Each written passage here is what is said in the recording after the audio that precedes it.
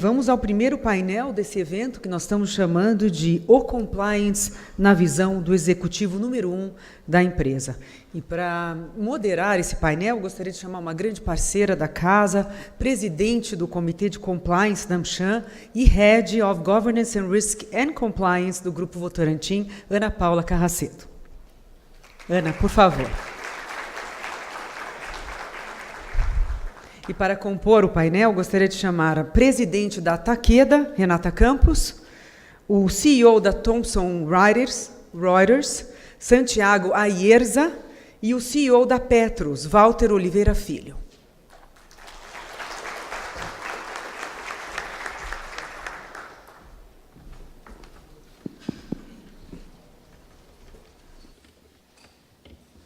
Bom dia a todos. Primeiro, gostaria de dizer que é um prazer enorme. Estão me ouvindo? Estão me ouvindo? Então. Gostaria de dizer que é um prazer enorme estar aqui com vocês novamente. Esse é o 5º ano que eu participo, junto com a AmCham, desse fórum de compliance. E uma coisa muito interessante é que, todo ano, quando a gente traz os compliance officers, muito se fala do Tone at the Top.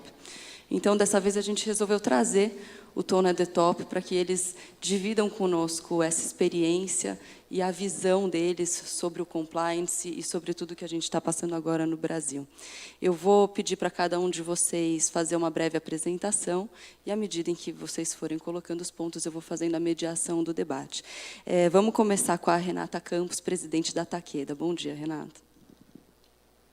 Alô? Bom dia a todos. Muito obrigada pelo convite. É uma honra participar de um evento de tanta relevância como esse, né? Um tema bastante atual, um grande desafio que a gente tem hoje dentro das organizações. Eu sou responsável pela Takeda no Brasil e também pelas operações que nós temos na América Latina. Não sei se todos conhecem a Takeda, rapidamente. A Takeda é uma empresa farmacêutica de pesquisa e desenvolvimento japonesa, com mais de 240 anos, né, de mercado em todo o mundo, uma empresa global. No Brasil, nós temos a presença há mais de 60 anos e queria reforçar para vocês que a nossa companhia é pautada por valores extremamente sólidos, que nós chamamos carinhosamente de takedaísmo, que direciona a nossa tomada de decisão no que tange a ética e compliance. Santiago, você pode fazer a sua introdução. Aí vai. Bom, um grande prazer e estou muito grato de estar aqui com vocês, discutindo um tema tão sensível e relevante ao mesmo tempo. Na perspectiva Thomson Reuters, o assunto é relevante um pouco de como a gente opera de portas adentro, conforme nosso set de valores, nosso código de ética, todo nosso programa de integridade e compliance, igual a outras companhias. Mas, por outro lado, tem muito a ver com o tipo de proposta de valor que a gente vê a contribuir para a comunidade e para o mercado corporativo global e no Brasil também. A Thomson Reuters é a companhia das respostas confiáveis. A gente apoia os nossos clientes, ajudamos eles a operar conforme compliance regulatório em todos os âmbitos que a gente cobre, seja fiscal, contábil, jurídico, de comércio exterior, de risco e de compliance. Portanto, a confiança é um valor fundamental, um valor protagônico, e ele está intimamente vinculado à questão de compliance. As nossas soluções combinam tecnologia, conteúdo e expertise humano, e nessas 3 dimensões, tanto a questão da confiança como o aspecto compliance estão permanentes todos os dias. E no aspecto pessoas, operamos no Brasil com um quadro de 2.200 funcionários, 4.000 na América Latina como um todo. Muitos deles chegaram a nós através de um processo de crescimento inorgânico. Em 2010 e 2014 a gente fez 9 aquisições, então teve um processo interessante de ajuste. Eram companhias que tinham um set de valores muito parecido, comulgavam muito a nível de valores, mas talvez em termos de práticas precisava uma estruturação um pouco maior. Obrigado. Muito obrigada. Walter, você pode falar um pouco da Petros? Tá. Bom, antes de tudo, bom dia a todos. Muito obrigado pelo convite. Interessante um fundo de pensão está aqui falando sobre compliance. Isso já mostra um sinal que alguma coisa está mudando no Brasil, né? Trabalhei muitos anos na área de investimentos, fui para o conselho da Petrobras e do conselho vim para a Petros há 2 anos. Na Petros, depois de uma semana que eu estava lá, teve uma operação, a Greenfield, então recebi a visita do MPF, Polícia Federal, etc. Então, se precisava de algum argumento para implantar um programa de integridade e de compliance, eu tive esse argumento ali na prática, na hora, né? Evidentemente. Então, estamos implantando um sistema de integridade e compliance bastante amplo, bastante intenso, com uma velocidade também bastante forte, trazendo pessoas de fora para que seja implantado. E eu acho que essa é a razão de eu estar aqui hoje. Eu acho que isso está acontecendo também em outros fundos de pensão, que sofreram aí, alguns deles sofreram ao longo desses últimos anos, ou de alguns anos, vários eventos muito negativos. E agora estamos num processo de fazer a correção e um programa sério em compliance, né, e de integridade, obviamente, é essencial para a recuperação dessas instituições. Com certeza. Quando a gente pensa em compliance, um dos primeiros pilares que a gente encontra em qualquer programa visto hoje no mercado ou em qualquer boa prática é o Tone at the Top. Eu gostaria que vocês dividissem um pouco com a plateia qual o footprint de vocês específico no Tone at the Top, como vocês, como CEOs das empresas que cuidam, levam esse tema particularmente.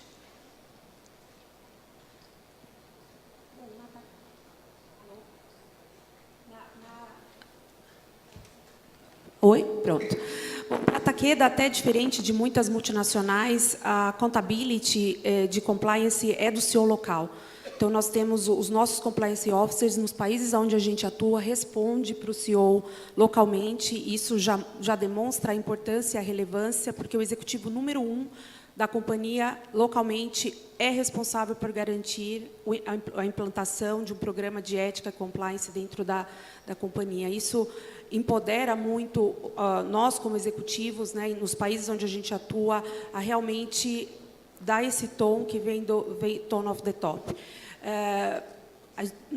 Um ponto importante para ressaltar é que eu, particularmente, os country managers que reportam a mim, a gente participa ativamente de todas as atividades relacionadas à área de compliance. Não é só o tom, mas também as nossas ações, as nossas decisões, que têm que estar pautadas nos valores da companhia, na forma como a gente faz negócio. Nós somos uma empresa de saúde.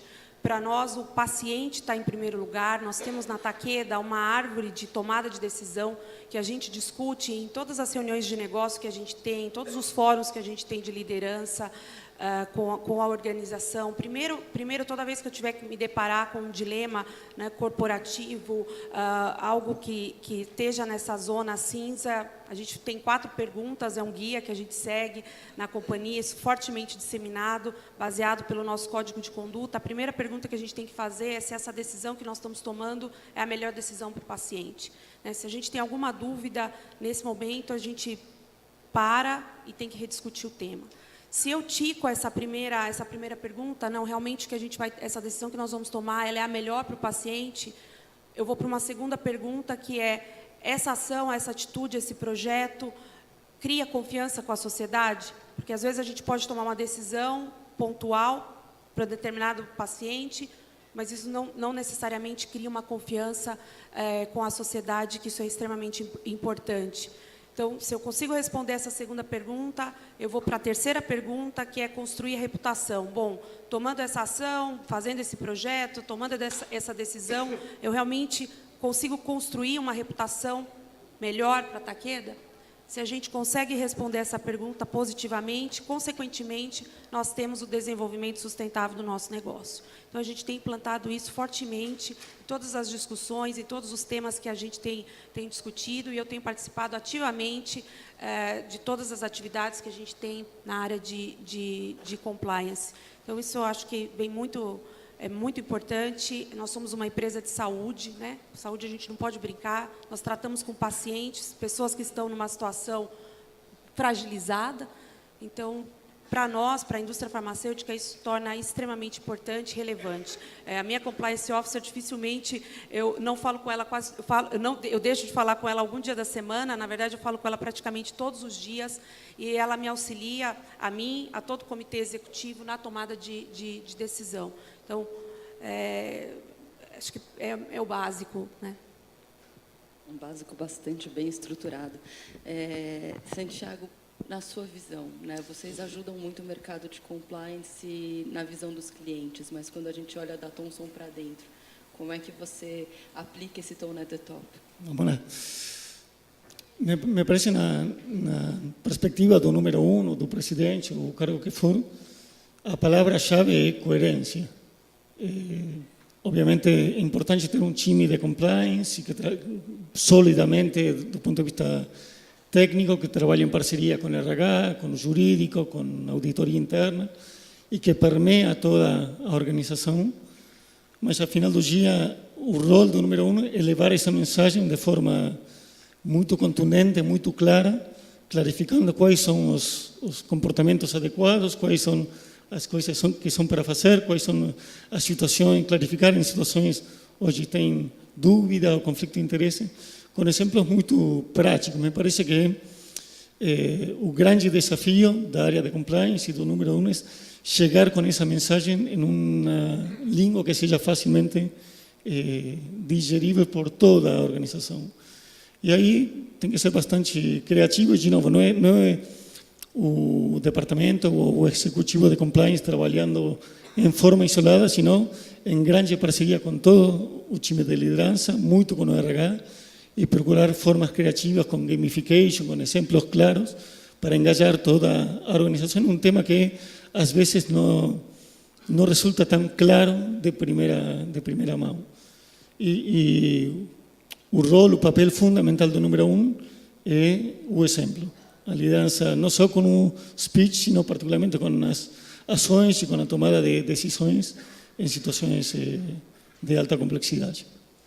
Não, muito interessante, porque o gamification, inclusive, ele conecta com toda uma geração que pensa de uma forma distinta. Agora, nada como o exemplo e aplicar qualquer gestão de consequência necessária para realmente ter isso na cultura, né? Vale a pena, talvez, mencionar um exemplo, uma iniciativa que a gente fez inicialmente aqui localmente no Brasil. Fizemos uma maratona de ética ao longo de toda uma semana, com jogos, com exemplos, com programas, com treinamentos, com certas premiações, e o programa teve tanto sucesso em termos de engajamento que foi depois replicado em todos os mercados emergentes. Então foi muito bacana, mas é todos os dias, tem que todos os dias continuar trabalhando o assunto. É uma semente que tem que plantar e regar todos os dias, sem dúvida. Walter, eu acho que no seu caso tem uma situação um pouco diferente, né? Como você mesmo falou, no seu 6º dia já começa uma operação. Como é que você lida com o tone at the top nesse momento dentro da organização? Bom, o tone of the top, obviamente, é essencial. Eu acho que, se eu puder resumir em 3 aspectos, seria o patrocínio, a participação e o exemplo, que já foi falado aqui.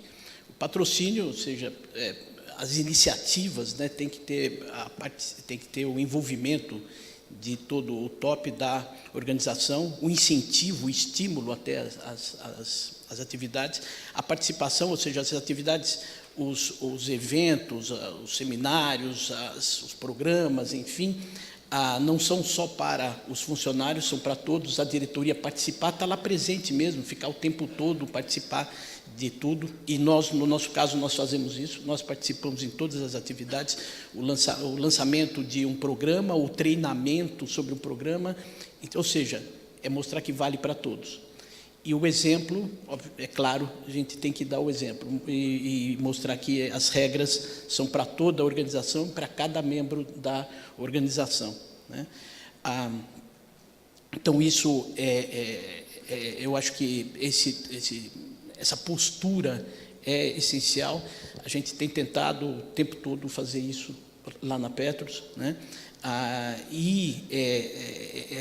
Mostrar também nessas mensagens, né, quando nós falamos para as pessoas, para a organização, passar a mensagem de que as áreas de compliance, de risco, de conformidade, enfim, de controles internos, elas não são uma burocracia, não é mais alguma coisa que tem que ser feita para se cumprir tabela, para se cumprir algo que é burocrático, mas são linhas de defesa da organização e das pessoas que estão na organização.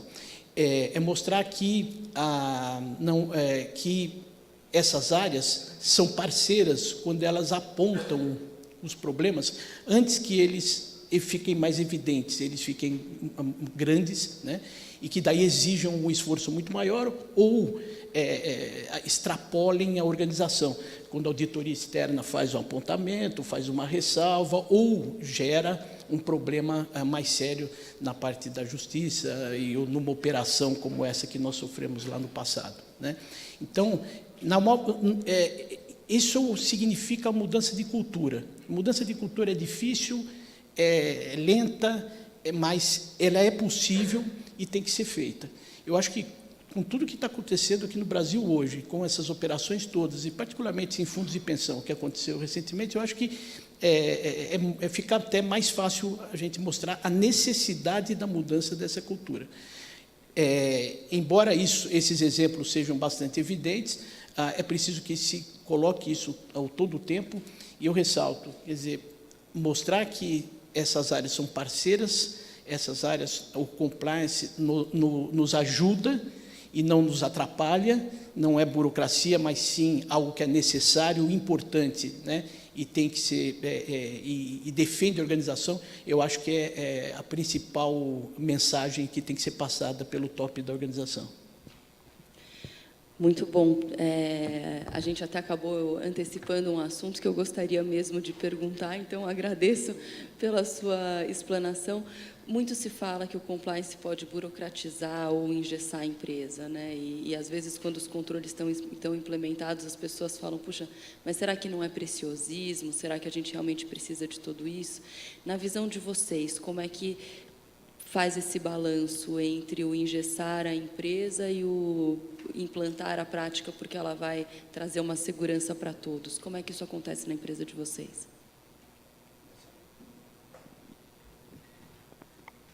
Definitivamente, esse é um grande dilema. Como é que a gente tem trabalhado isso na Takeda, né?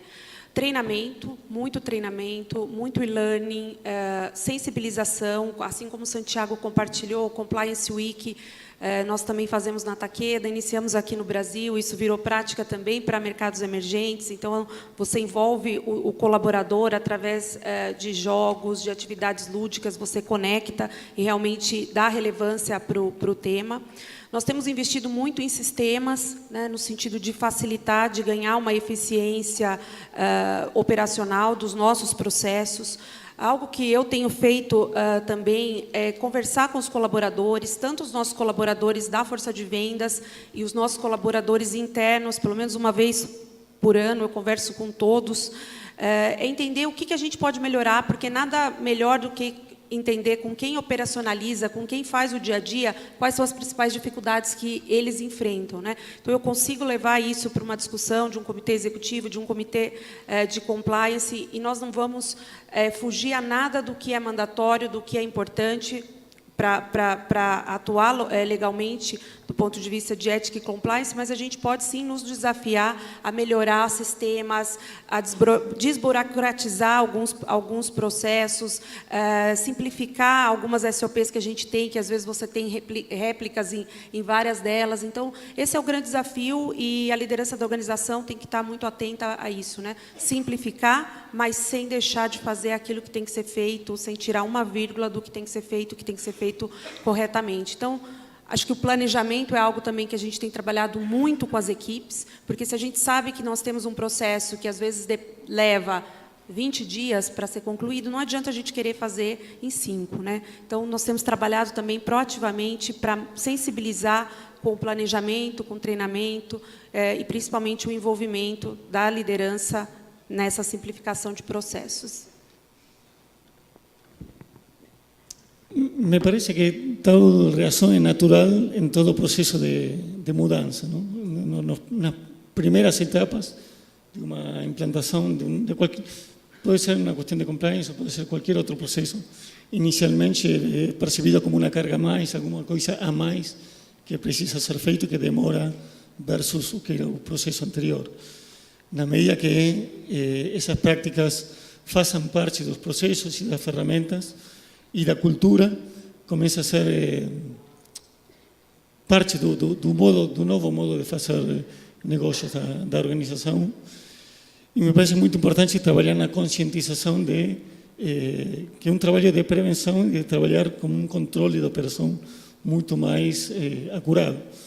E também trabalhar com o que aconteceria caso a gente tivesse efetivamente um desses problemas, em cujo caso seria provavelmente uma fuga de energia da organização como um todo, da qual seria extremamente difícil se recuperar a todo nível, né? Reputação, marca, impactos para o negócio, impactos para os clientes, para os parceiros.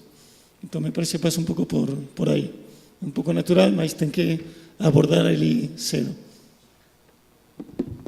Tá. Bom, acho que existe um dilema que é falso, na minha opinião, se a governança gera valor, ou se a governança, se a compliance atrapalha a eficiência ou não. Eu acho que a falta do compliance, ele destrói valor. Muito facilmente você verifica isso na nossa realidade, né? Existem muitos casos aqui e no exterior que mostram isso. Existe, sim, uma tendência que tem que ser combatida de que compliance vire um excesso, a burocracia. Mas isso tem que ser usado bom senso. Bom senso é algo que todo mundo entende mais ou menos o que é, mas é muito raro, né? É muito raro de se ter e de se aplicar. Mas, com bom senso, e o tone of the top, exatamente a consciência disso tem que ficar muito clara para o CEO e os diretores, né, e conselheiros da organização, que tem que ser aplicado, isso tem que ser feito, o compliance tem que ser colocado em prática com bom senso. Isso não significa ser flexível com, obviamente, lei, as regras que são obrigatórias, etc. Mas não ter o compliance ou não aplicá-lo, sem dúvida, é muito mais negativo. Gera uma destruição, não gera valor, destrói valor, e aumenta excepcionalmente, significativamente o risco da organização. Então, acho que se o top da organização deixa que esse processo ocorra de uma forma automática, sem se envolver, sem participar, é possível que ele se torne mesmo muito burocrático, pode ser que ele tome um caminho um pouco exagerado. Mas se o top da organização se envolve nisso, participa, está ali acompanhando tudo o que está acontecendo, é possível, sim, organizá-lo e colocar dentro de um trilho, implantar o bom senso e tirar, né, e desbastar, digamos assim, esses excessos que, por acaso, podem acontecer aqui e ali. No meu caso, nós estamos implantando isso há 2 anos, começamos quase que do zero, infelizmente, o nível de compliance da organização era muito baixo, né? Isso também facilita, porque quando você começa do começo, você implanta do zero, você faz do jeito que você acha melhor, né? Faz do jeito certo. Mas, de vez em quando, tem realmente por aqui e ali pode ter um exagero, e você vai lá e corrige e coloca no caminho certo. Eu acho que é plenamente aceitável isso, é fácil de ser feito, mais uma questão de envolvimento da alta direção da empresa, diretores e conselheiros. Com esse envolvimento, você é capaz de acompanhar se está havendo um excesso aqui e ali e corrigir esse caminho. Sem dúvida nenhuma, o argumento de que é burocrático, de que que o compliance atrapalha a eficiência, eu acho que é um argumento falso. Muito bom. A gente recebeu aqui já da plateia, por favor, se vocês quiserem mandar mais perguntas, a gente já pode abrir junto aqui aos nossos painelistas. A pergunta ela aprofunda um pouco num tema que a gente já falou. Como os colaboradores lidam com os treinamentos de compliance? há necessidade de se fazer muitas cobranças para que esses treinamentos sejam feitos? Sinto que, por mais que a cultura de compliance tenha se fortificado nas empresas, este ponto ainda é um ponto de desafio. Alguma questão para melhorar? Qual a visão de vocês?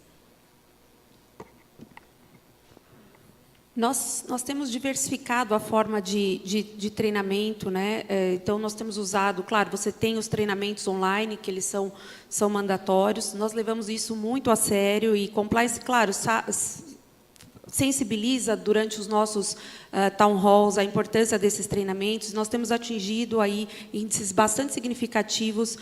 Claro que é uma melhoria, ano a ano a gente vem crescendo, mas no último ano nós tivemos a conclusão dos nossos treinamentos em 2 semanas com 96% dos nossos funcionários. Então, essa cultura da importância desse treinamento, dessas certificações, ela vem melhorando ao longo dos anos dentro da Takeda, e o Brasil realmente hoje tem um índice bastante importante no que tange aos treinamentos online. Nós estamos também conduzindo muitos treinamentos face-to-face com os nossos colaboradores, através desses workshops, durante o Compliance Week, quando nós temos reuniões com os nossos representantes, toda reunião nós temos compliance envolvido, né, nas reuniões, a gente conduz vários workshops, realmente para debater as experiências da vida real, os desafios que os nossos colaboradores têm, e a gente entende que esse tipo de treinamento é, às vezes, muito mais valioso que um treinamento online, né? Porque você realmente aprende. O desafio que de repente, um enfrentou é aquele que você vai enfrentar num futuro, ou que você está enfrentando atualmente. Então, a valorização e dar relevância para a compliance dentro das agendas de discussão de negócio que a gente tem, algo que a gente tem feito muito e tem sido muito bem aceito pelos nossos colaboradores.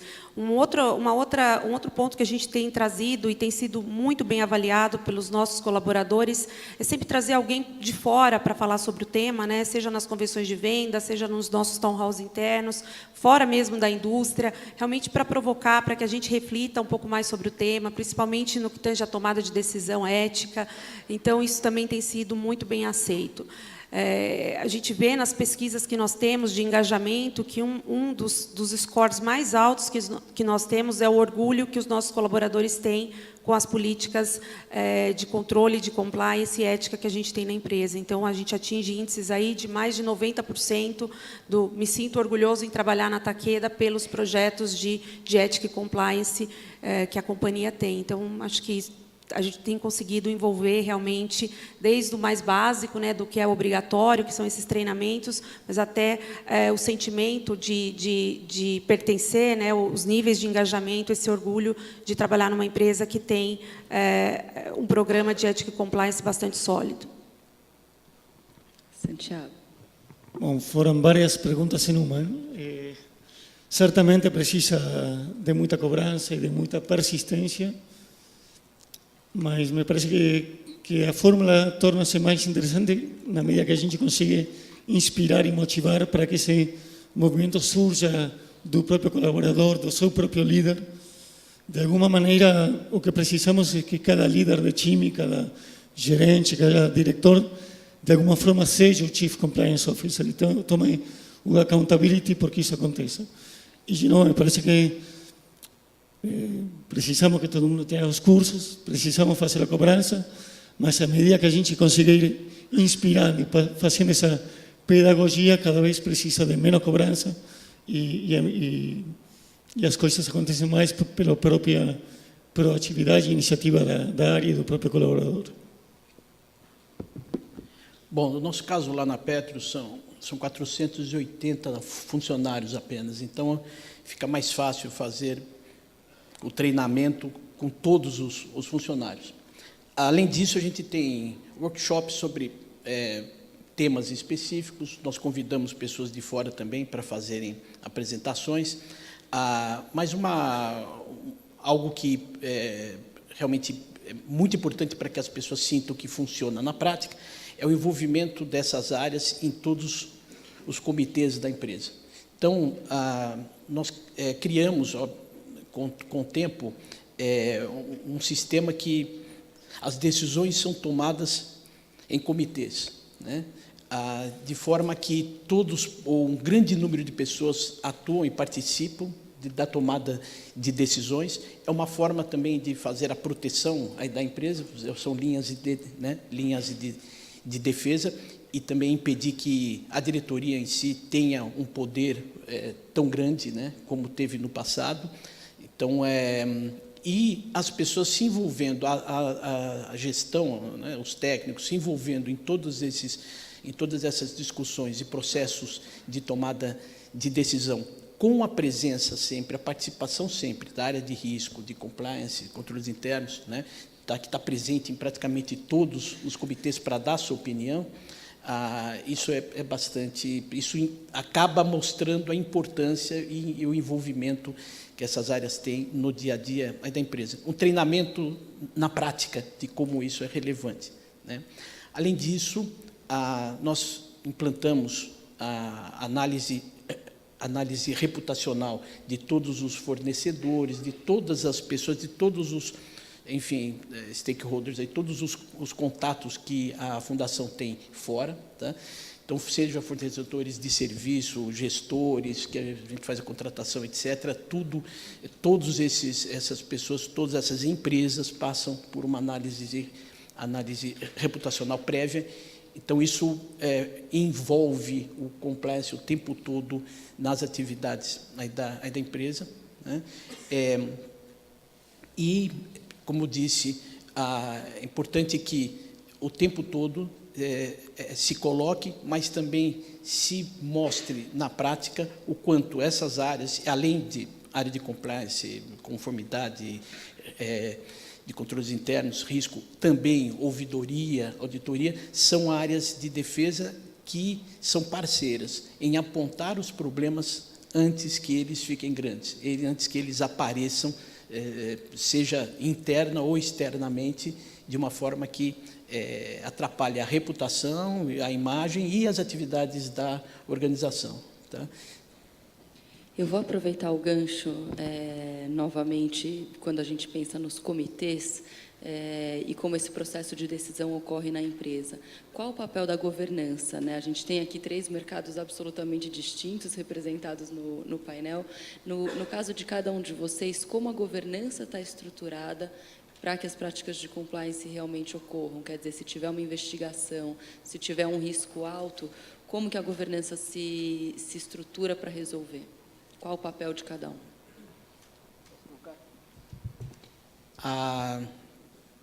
No nosso caso, nós implantamos uma área dentro da auditoria, uma área específica para fazer apurações.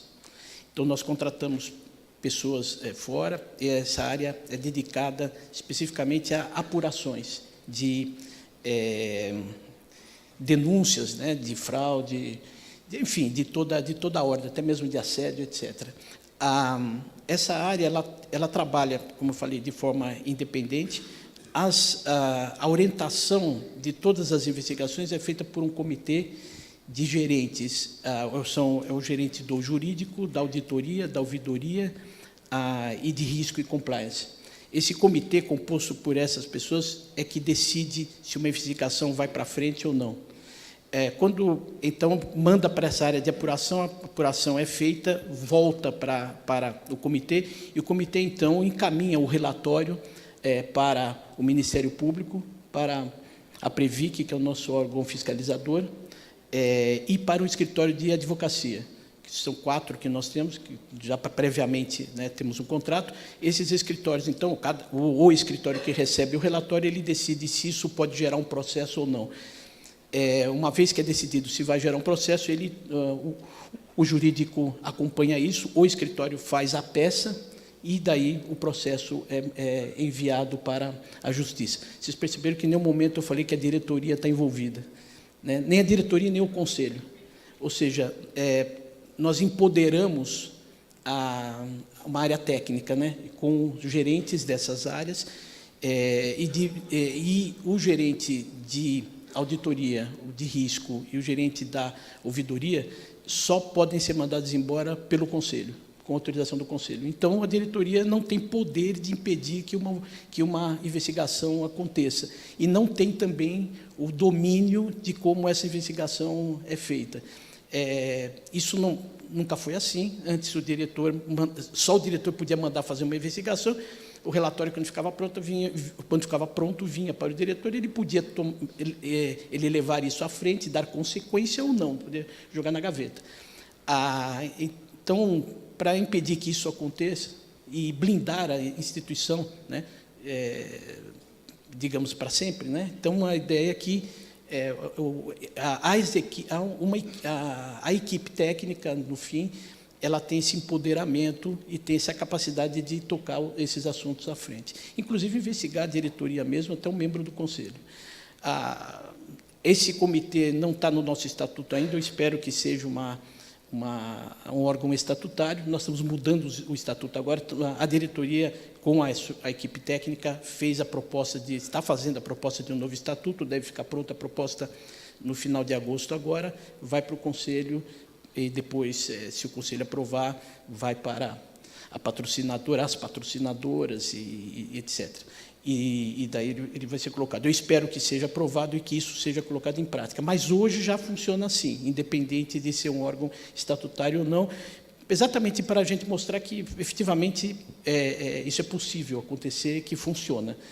É muito mais fácil você aprovar alguma coisa que já está funcionando do que ser um projeto, né? O nosso Conselho já percebeu que isso é interessante e eu acho que ele vai aprovar quando a minuta do novo estatuto for para aprovação. Então, há várias formas de você acabar empoderando, né, as equipes, empoderando essas áreas, né, de forma que elas acabem vivendo, né, no dia a dia aí da empresa. Agora, realmente, fazer isso precisa sempre ter o envolvimento. Eu vou nas reuniões em que se discute o estatuto, estou lá participando, né, o tempo todo, enfim, dando a ideia de falar, nós temos um planejamento estratégico, nós queremos chegar ali, entendeu? Então, não adianta você ficar pensando o que é mais interessante, pessoalmente, cada pessoa falar sobre o estatuto, não. A gente tem um planejamento, a gente tem um objetivo, a gente quer chegar lá, né? Então, vamos fazer de forma que a gente consiga ter uma estrutura para conseguir alcançar esse objetivo. Outro ponto que eu queria só ressaltar, enfim, vários pontos relevantes nessa história, é que a área de risco, por exemplo, tem o poder de veto de qualquer fornecedor, de qualquer serviço da empresa. Então, quando é contratado, por exemplo, um gestor de um fundo, nós temos 80 bilhões de reais em ativos, né? Então, apesar de ser uma organização relativamente pequena, mas o volume de ativos é grande, como todo fundo de pensão. Então, vários dos nossos ativos são geridos por gestores externos. Para se contratar, é feito todo um processo que a gente também implantou, que não havia, um processo de escolha e de acompanhamento, mas a área de risco e compliance tem o poder de veto de qualquer fornecedor desse. E faz a due diligence em todos os fornecedores, para verificar se o que o fornecedor, o que o prestador de serviço disse que faz, se ele efetivamente faz, se ele disse que tem uma área de risco, controle, etc., se efetivamente isso existe. Isso já aconteceu, já houve vetos e fornecedores que foram escolhidos inicialmente receberam veto e não teve contratação. Tá? Não, muito interessante. E o mais bacana disso é que, como não tem uma receita única, cada empresa usa a sua governança da maneira como sente mais necessária. E aí, aproveitando esse gancho, vocês têm uma estrutura que ela está, de alguma forma, agora blindada, caso algo aconteça errado. Mas mudou alguma coisa na visão do Conselho de Administração, do seu Conselho Diretivo? Eles dão atenção ao tema, pedem mais reportes do que acontecia no passado? Você vê que essa é uma agenda que ganhou pauta no Conselho ou ainda é tímida? Sim, o Conselho dá muita importância, até pelo que aconteceu na nossa fundação. Como disse, teve uma operação específica para fundos de pensão, a Greenfield, que atingiu particularmente Petros e outros fundos de pensão que são ligados a estatais. O Conselho Fiscal, por exemplo, que eu não citei antes aqui, deu uma importância e dá uma importância enorme à área de controles internos. Facilitou enormemente o trabalho da área do Conselho Fiscal. E eles ficaram bastante felizes quando receberam o primeiro relatório de controles internos, né, da Fundação em 48 anos de vida da Fundação, né, e que cobriu 83%, 84% de toda a instituição já no primeiro ano, né. Então, sim, os conselhos dão grande importância a isso, reconhecem que isso é uma defesa, né, e recebem e demandam apresentações dessas áreas o tempo todo. Então, a área de risco, a área de compliance, toda hora faz apresentações mostrando a implantação de cada uma dessas iniciativas. Santiago e Renata, como é que a estrutura de governança de vocês está preparada para discutir os temas de riscos e compliance? Os princípios fundamentais são de independência e de objetividade. Então, todas as áreas que trabalham nesses aspectos de jurídico, RH, financeiro, toda a área financeira mais de accounting, de tax, etc., reportam para fora do país e também com extrema independência para garantir a operação em compliance. Outro aspecto importante é o canal de denúncias, né, que também tem um hotline que é atendido fora do país, que garante a total transparência, que o processo é embasado em fatos e dados e não em percepções, e obviamente garante a confidencialidade, a não retiliência, etc. Esses são para cobrir resumidamente, esses são os aspectos fundamentais. Bom, os nossos objetivos estratégicos é nos tornarmos referência, ser um benchmark na área de compliance, isso está dentro do nosso mapa estratégico. Então, nós temos um empoderamento muito grande e uma independência grande da área de compliance. Hoje, compliance está envolvido nos principais comitês que nós temos na companhia, para citar alguns aqui: Comitê de Acesso a Medicamentos, Responsabilidade Social, comitês comerciais, comitês de incentivo, de premiação de força de vendas, e a área tem total liberdade para vetar qualquer tipo de ação, né, que não esteja alinhada ou que possa trazer qualquer dúvida do ponto de vista de reputação. Então, existe essa independência, esse empoderamento grande da área de compliance nos principais comitês da companhia. Similar à Petros, a compliance também tem o poder de vetar qualquer tipo de fornecedor. Hoje, a gente trabalha com due diligence para todos os fornecedores que trabalham com a Takeda, e compliance faz essa análise e tem o poder de veto e de recomendação se a gente deve ou não seguir com um engajamento com esse determinado fornecedor. Na parte de investigações, especificamente, a área também recebe e conduz todas as investigações da companhia, criado comitês ad hoc, de acordo com o tipo da investigação. Então, se a gente precisa de algo mais ligado a recursos humanos, a práticas de liderança, enfim, a gente envolve a área legal, a área de recursos humanos. Se você tem uma investigação na área financeira, área de risco e controles internos também é envolvido. E se algo acontece é uma investigação acima do nível da diretoria, isso é conduzido fora, então, para garantir a total autonomia e independência desses processos. A gente só conduz investigações no nível de diretoria para baixo, aqui no país. Qualquer coisa que envolva os pares, né, do compliance officer ou qualquer executivo acima dessa posição, todo o processo é conduzido com a nossa equipe de mercados emergentes e, dependendo da hierarquia, até mesmo globalmente. Perfeito. Tem uma pergunta aqui da plateia. Qual a visão de vocês acerca de operações com estruturas sólidas de compliance e que, por fim, estão ainda expostas à corrupção? Como é que vocês enxergam, apesar de algumas empresas terem práticas e estruturas in place, vamos dizer, e ainda assim passarem por processos de corrupção. Como é que vocês lidariam com isso no dia a dia? Bem difícil essa resposta.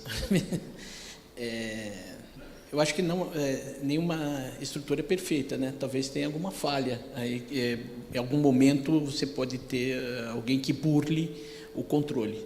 Sempre é possível. Acho que não tem a pretensão de que se consiga controlar 100% de absolutamente todas as possibilidades de haver um desvio, né, de conduta. Se isso acontecer, você tem que usar isso como exemplo e corrigir. Eu acho que é a única coisa que se pode fazer. No nosso caso, não aconteceu desde que a gente começou a implantar, cerca de 2 anos atrás, nenhum tipo de desvio relevante, felizmente, né? Talvez pelo choque de ter tudo que houve no passado, foi tão grande, e a mudança também foi tão grande, muitas pessoas foram mudadas na organização, né? E também a rapidez com que os controles foram implantados também foi grande. Mas a gente sempre tem que estar atento, né? Porque sempre pode acontecer um desvio. Um aspecto que a gente, por um lado, fornecemos aos nossos clientes, mas também consumimos dentro de casa e que dá muito resultado, um diligence muito proativo e muito frequente, tanto de clientes, quanto de fornecedores, quanto de parceiros. Tem um dado interessante na pesquisa que a Thomson Reuters encarregou globalmente, onde mostra que 50%, em torno da metade das companhias pesquisadas, não tem um processo muito estruturado de diligence das terceirizadas, por exemplo, que obviamente tem um risco considerável em matéria trabalhista, em matéria previsional, em matéria de questões como trabalho escravo e demais, né? Então, ainda tem uma grande oportunidade de melhoria no mercado como um todo. No nosso caso, a gente tem trabalhado muito na questão de prevenir, né, de como é que a gente previne esse tipo de coisa. Então, nós estamos conduzindo um projeto de monitoramento pela área de compliance, monitoramento dos nossos principais processos, mapeados no Risk Assessment que a gente faz anualmente, envolvendo as diversas áreas da companhia. Então, a gente tem esse processo de monitoramento. Claro, ele é retroativo quando você faz no escritório, e esse ano a gente está fazendo um monitoramento presencial, né, nas nossas principais atividades, principalmente com os nossos stakeholders conduzidos pela área de compliance. Isso para realmente aprender com os desvios, como o Walter colocou, né, nós não temos a pretensão, queremos, mas ainda não estamos na perfeição de todos os processos, na execução. Então, é importante a gente trabalhar bastante em como prevenir se esses desvios acontecem, como é que a gente corrige, como é que a gente aprende e ajusta rapidamente as nossas políticas para evitar riscos futuros.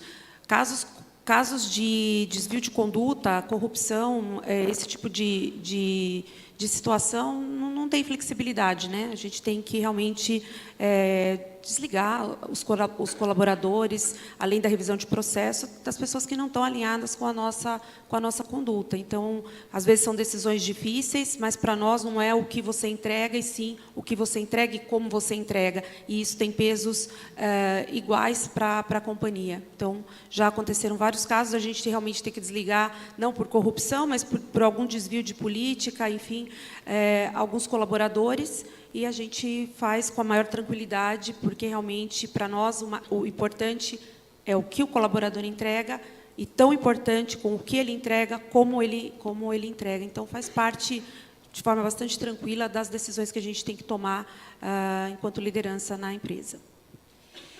Eu vou, então, para a nossa última pergunta, porque a gente já está bem em cima do tempo, mas, como mensagem final, na visão de vocês, qual a principal evidência de que se alcançou o nível minimamente desejado de compliance dentro da organização?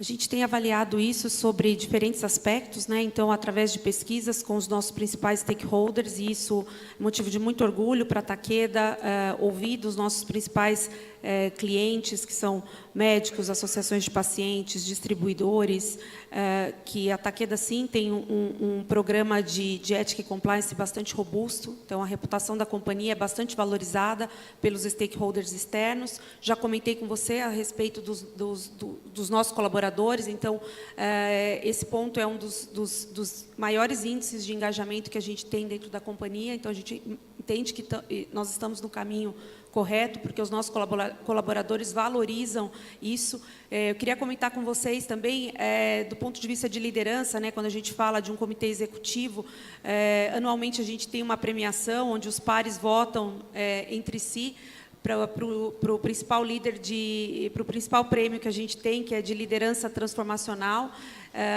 E o ano passado, a nossa Compliance Officer foi eleita como a executiva do ano na companhia de liderança transformacional. Então, realmente mostra a grande entrada, né, como o Compliance é visto como um parceiro de negócio dentro da nossa organização. Então, a gente tem medido isso em diferentes aspectos e com bons índices. Bom, ficou para o final a pergunta mais difícil, né? Eu diria que nunca, porque evidentemente teve avanços enormes em termos das práticas, das ferramentas, mas ao mesmo tempo também as práticas de fraude, as práticas de fazer a coisa errada também vão se sofisticando, incorporando tecnologia, então a gente nunca consegue estar 100% tranquilo e comemorando que já chegou lá. Acho que seguindo mais ou menos o que o Santiago falou, quer dizer, a barra da governança, do compliance, parece que está sempre subindo, né? Então, quando a gente chega num certo nível, parece que ainda tem muita coisa para fazer. Isso é bom, né? É bom que está sempre sendo criado um desafio. No nosso caso, quer dizer, eu acho que dentro do setor onde a gente atua, os fundos de pensão, o programa de integridade que a Petros implantou hoje é referência. A gente tem tido a procura aí de vários fundos de pensão que vão conhecer o programa, que vão lá saber como é feito, etc. Isso, para a gente, é um reconhecimento sensacional, nos deixa muito, muito felizes. E há empresas que fazem um gap analysis, né? Consultorias, etc., que podem ser contratadas para demonstrar, para analisar o quanto de gaps a nossa área de governança, de compliance, etc., tem em relação ao padrão ideal, digamos assim. E a gente pode analisar em que ponto a gente está. É bom que é uma fonte externa, está olhando isso de uma forma isenta. Nosso orçamento é um pouco restrito, ainda não contratamos uma empresa dessa, que é um pouco cara, mas a gente provavelmente vai fazer isso mais à frente. Agora, esse reconhecimento dentro do setor de fundos de pensão já nos deixa bastante felizes, é sinal de que houve um avanço relevante, né? E que, enfim, estamos no caminho certo. Renata, Santiago, Walter, muitíssimo obrigada pela experiência compartilhada, por todos os ensinamentos. Queria agradecer em nome da Anshan e uma salva de palmas aí para os nossos palestrantes.